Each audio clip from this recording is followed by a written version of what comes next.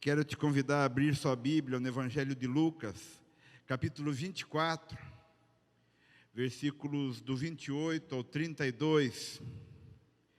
Lucas 24, versículos do 28 ao 32. Diz assim a palavra do Senhor: Quando se aproximavam da aldeia para onde iam, fez ele menção de passar adiante, Jesus. Mas eles o constrangeram, dizendo: Fica conosco, porque é tarde e o dia já declina. Então entrou para ficar com eles, entrou na casa. E aconteceu que quando estavam à mesa, tomando ele o pão, abençoou e tendo partido, lhes deu. Então se lhes abriram os olhos e reconheceram, mas ele desapareceu da presença deles. Então disseram um ao outro: Porventura não nos ardia o coração quando ele, pelo caminho, nos falava, quando nos expunha as Escrituras? Senhor, em nome de Jesus, eu clamo que o Teu Espírito flua livremente, entre e através das nossas vidas hoje. Fala conosco. Libera a Tua palavra, libera a Tua unção, em nome de Jesus. Amém. Glória a Deus. Essa passagem conta uma história. Ela é conhecida como a história dos discípulos de Emaús. E quando eu lembro dessa passagem, não que eu conheça, não que seja da minha época, mas tem uma música da época da pastora Cris, da pastora Leninha, da Rosana, da Marcinha. Uma canção que dizia mais ou menos assim: Divino companheiro no caminho, sua presença sinto logo ao transitar. Você vê que é velha quando essa linguagem é transitar. Já dissipaste toda a sombra, já tenho luz, a luz bendita do amor. Marcinha até chora. Fica, Senhor, já se faz tarde, tens meu coração para pousar. Faz em mim morada permanente. Fica, Senhor, meu Salvador. Esse é do pessoal mais antiguinho. Nós que é mais jovem, né, Theo? A gente é outra música que canta agora na nossa época. Como que é, Gil? Você já começou dessa época que eu nem sei cantar música. Quem é esse que vem nos abraçando? Quem é esse que vem nos constrangendo com o olhar? É um olhar bem profundo. Ele é tão sábio, ensina em amor. Ele é tão manso, cuida dos corações. Ele entrou em casa. Ele entrou em casa. Ele está na minha mesa. Ele está na mesa. Ele nos observa. Ele nos observa. Sabe que o esperamos. E ao partir o pão, os nossos olhos se abrem. Reconhecemos quem Tu és.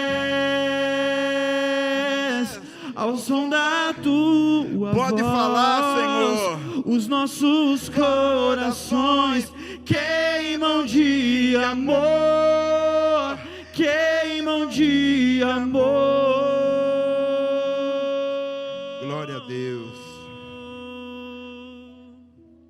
Seja as músicas antigas ou as novas, todas elas pegam a gente por dentro, né? Obrigado, viu, Gil? Obrigado, Theo.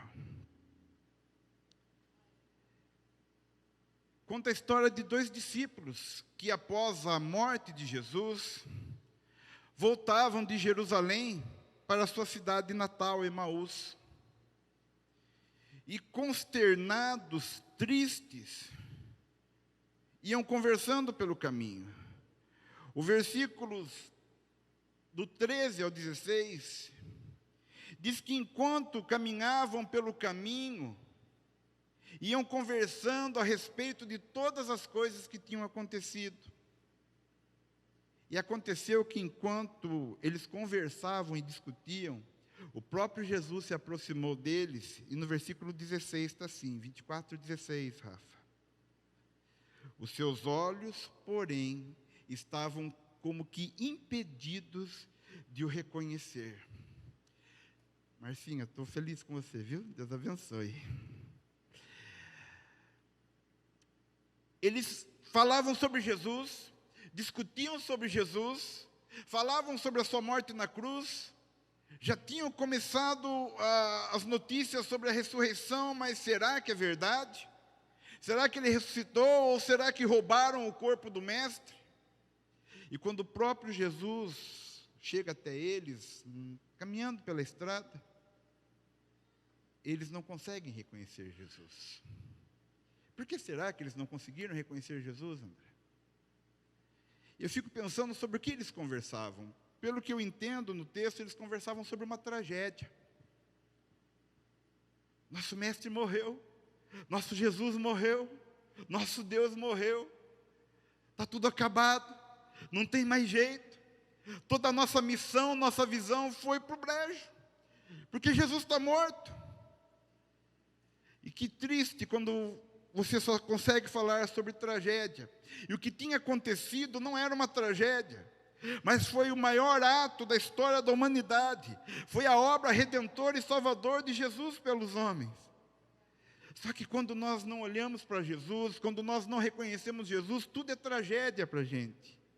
Tudo é dor, tudo é problema, tudo é dificuldade, tudo é obstáculo, tudo é empecilho, tudo é pandemia, tudo é quarentena, tudo é política, tudo é economia. Porque simplesmente não conseguimos olhar para Jesus. Olhamos só para o nosso umbigo. Olhamos só para os nossos problemas. Olhamos só para as nossas dores. E essa visão centrada em nós mesmos nos impede de enxergar Jesus. Veja só o que diz o versículo 17. O que nos impede de reconhecer Jesus? Então lhes perguntou Jesus, e eles nem faziam ideia que era Jesus. Jesus fala: o que é que vos preocupa? E de que ides tratando à medida que caminhais? Então eles pararam entristecidos. Olha, duas situações que nós podemos ver aqui. E são situações que nos impedem de ver Jesus. A primeira coisa é: o que é isso que vos preocupa? Vocês estão preocupados com o quê? Jesus tinha dito no Sermão da Montanha que onde estiver o coração de um homem, de uma mulher, ali está o seu tesouro. Se você se preocupa com algo, aquilo toma o altar da tua vida. A preocupação faz com que nós não vejamos Jesus, nem a sua obra, nem a sua redenção, nem o seu poder, e nem demos atenção às suas palavras, ao seu evangelho, às boas novas, às boas notícias. Meu Deus, nós estamos vivendo uma semana, não sei se eu posso falar essa palavra, uma semana mágica aqui na igreja, de pessoas se rendendo a Jesus. Às vezes a gente está tão acostumado com batismo, com ceia, que algumas coisas parecem que ficam automáticas para a gente. Mas eu me emocionei, até falei para a Rosana ali, a hora que o menino que batizou por último, como que você chama, querido?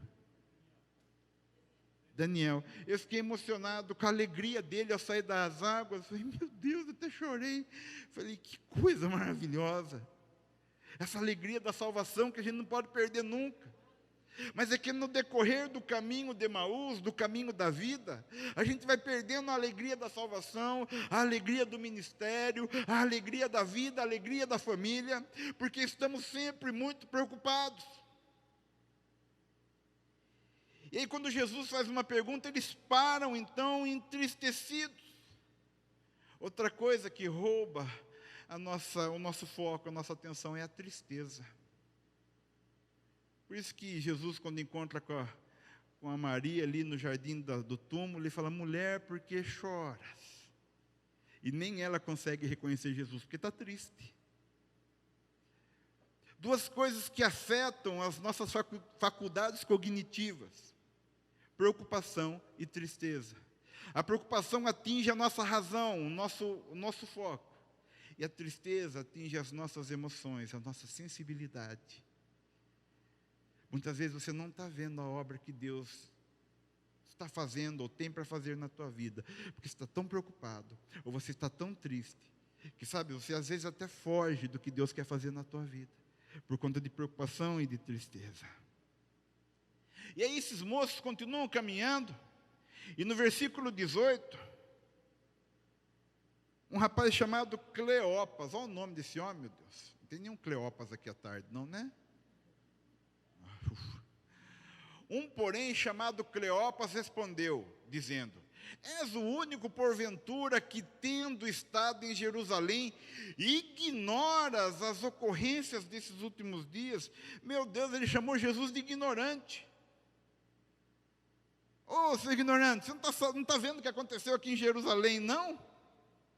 Meu Deus, eu fiquei pensando quantas vezes a gente não faz isso com Jesus. A gente faz isso com o Espírito Santo, querendo corrigir o Senhor. Senhor, mas está certo mesmo essa obra que o Senhor está fazendo na minha vida? Está certo mesmo essa opção que o Senhor está me dando, essa missão, essa porta que o Senhor está abrindo, é isso aqui mesmo? Será que o Senhor não percebeu, Jesus, o que é que eu quero? Será que o Senhor não conseguiu ouvir a minha oração? Muitas vezes nós fazemos isso. E eu fico pensando, será que a gente pode mais que Jesus? Alguém aqui pode mais que Jesus? Será que a gente faz mais do que Ele fez? E eu não estou falando da criação, raio caindo, mar se abrindo, não. Eu estou falando, alguém consegue amar mais do que Jesus, se doar mais que Jesus, viver a vontade do Pai mais que Jesus? Estou falando do Jesus homem aqui, porque senão é covardia daí, né? Será que a gente consegue fazer mais que Jesus? Eu ainda pergunto mais, será que a gente sabe mais do que Jesus? Mas esses meninos aqui, o Cleopas e o outro, que eu não sei quem era, eles falam, viu, você não está sabendo, não? Nós nem podemos, nem fazemos, nem sabemos mais. E ainda a gente fala, você ignora, você desconhece as coisas. Meus irmãos, Jesus é quem conhece todas as coisas. E às vezes Ele está trabalhando na nossa vida, e a gente está tão com o coração endurecido e cego, por preocupação e medo, que a gente acha que é o diabo. O diabo se levantou, Satanás está furioso. E às vezes é só o oleiro trabalhando no barro, fazendo um vaso novo. Deus está trabalhando na tua vida, você é obra dEle, você é servo dEle, você entregou a sua vida na mão dEle, deixa Ele trabalhar. O diabo ronca, ele fuça, porque ele só ruge igual um leão, mas ele não é leão. A única coisa que ele pode é roncar e fuçar, porque ele é um porco. O diabo é porco. Não quis dizer nada. Mas às vezes a gente fica tão preocupado com a ação do diabo na nossa vida, que a gente não consegue ver o que Deus está fazendo. E aí, do versículo 19 ao versículo 24, eu não vou nem ler, porque eles agora começam a dar aula para Jesus. Eles começam a explicar, olha o que aconteceu. O Jesus Nazareno, que era varão profeta, poderoso, pegaram nele, bateram nele, humilharam ele, crucificaram ele, mataram ele, estão falando por aí que ele ressuscitou, mas será que é mesmo? Sabe o que eu entendo desse contexto todo, dessa história toda que eles contam agora para Jesus, e que eles dão muita informação. Eles estão sabendo de todas as últimas notícias. O Jesus que operou milagres, que fez e aconteceu, o Império Romano, os fariseus. Olha, deram uma aula de história, geografia, política, geopolítica, economia. Muita informação, muita notícia, mas pouca fé, ou nenhuma fé. Às vezes a gente está com a nossa mente, o nosso coração cheio de notícias, cheio de informação, mas com nada de fé. Deus não pode fazer nada com notícia, Deus não pode fazer nada com informação, mas Ele pode fazer muita coisa a partir da fé. Porque se você crer é possível, mas se você não crer, você só sabe, só conhece, nada vai acontecer. E tem gente que misericórdia. Sai uma tragédia e um acidente, já chega no celular dele lá as fotos do cadáver, do defunto, do artista, não chegou nem no necrotério ainda. Ou você viu o tiroteio, que você em todo lugar já está com as fotos do sangue, da morte. Ou tem uma variante nova agora que apareceu lá no Paraguai e está chegando no Brasil e vai morrer muita gente. Gente, é muita informação. Mas essas informações não têm poder de gerar fé, muito pelo contrário, é a boca do falso profeta gerando incredulidade em nós. Às vezes nós enchemos a nossa mente, o nosso coração de informação, mas essas informações não geram vida. Aí abre para nós no versículo 25, Rafa. No versículo 25 diz assim, olha, Jesus começa a falar com eles. Então lhes disse Jesus: ó nécios e tardos de coração para crer em tudo que os profetas disseram. Vocês sabem tudo que o G1, o que a Globo News, o CNN, o Nelson Rubens, o Leão Lobo, o Fuxico Gospel falou, mas vocês não estão lembrando do que os profetas disseram. Você fica aí ouvindo YouTube de político, rádio, AM, FM, televisão, blogueiro, mas você está esquecendo o que o profeta disse. Porventura não convinha que o Cristo padecesse e entrasse na sua glória? E começando por Moisés, discorrendo por todos os profetas, expunha-lhes o que ao seu respeito constava em todas as Escrituras.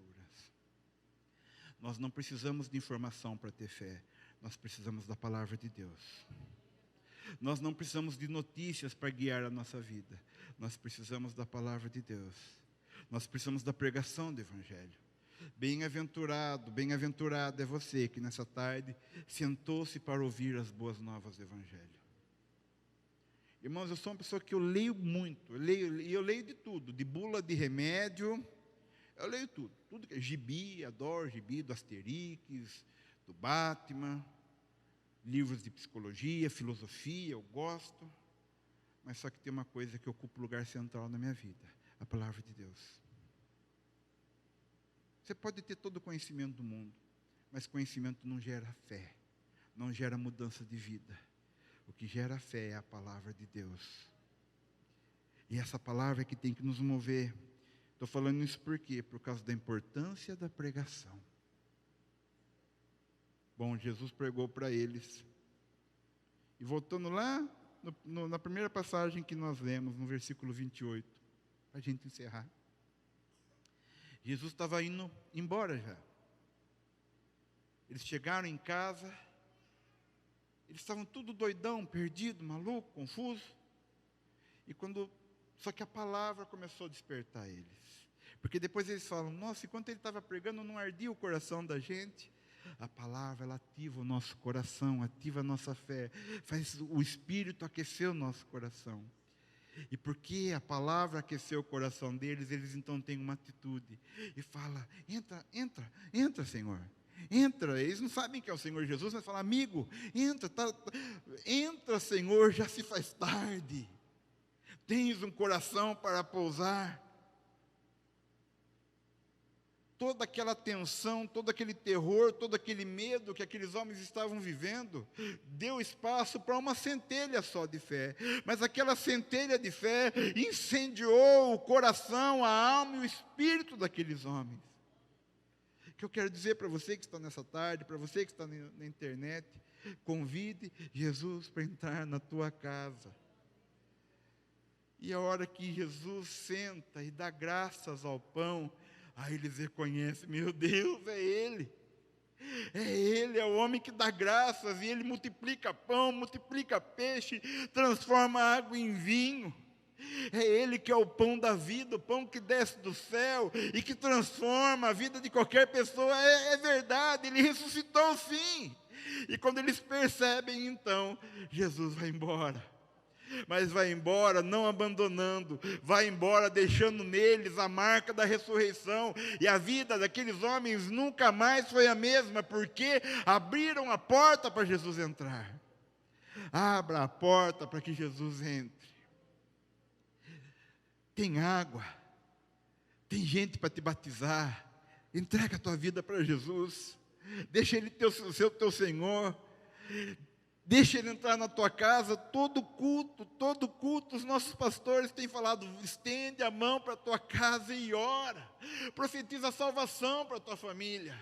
Não desista de lutar por quem você ama. Não desista de lutar por quem você quer bem. Creia no poder da salvação, no poder do Evangelho.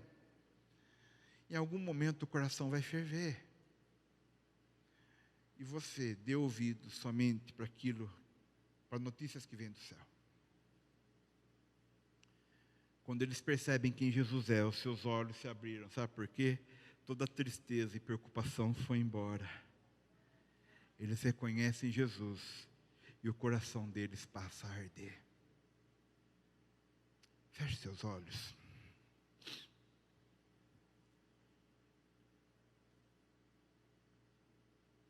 Ó Senhor, que o nosso coração nunca deixe de arder pela Tua presença, pela Tua palavra, pela Tua obra, pelas vidas, pelo desejo de estar na Tua presença, dentro do Teu altar, Te adorando, orando, clamando. Porque é esse ardor que nos afasta do pecado, é esse ardor que nos afasta do medo, da preocupação, da tristeza. Oh Jesus, entra nos nossos corações, entra nas nossas casas, nas nossas famílias, faz Tua obra. Pensando na comunidade e para facilitar a vida de cada um, nossa igreja possui 3 formas para devolvermos os dízimos e as ofertas. Você pode comparecer em um dos cultos em nossa igreja ou entregar para nossos pastores de plantão. Lembrando que o templo fica aberto das 8 da manhã às 18 horas. Você pode fazer uma transferência bancária, sendo TED ou DOC, do banco de sua preferência, ou um depósito direto no caixa, lembrando dos nossos dados para depósito ou transferência. Agora, você pode usar o Pix, um jeito prático e rápido de fazer pagamentos. Para fazer é muito fácil. É só acessar o aplicativo do seu banco e escolher Pix. Clique em transferir e coloque a chave do destinatário. Na nossa igreja, a chave é o número do CNPJ. Digite o valor, confira os dados da conta e clique em transferir. Pronto, transferência realizada com sucesso. Para entregar o seu dízimo ou a sua oferta, faz um Pix.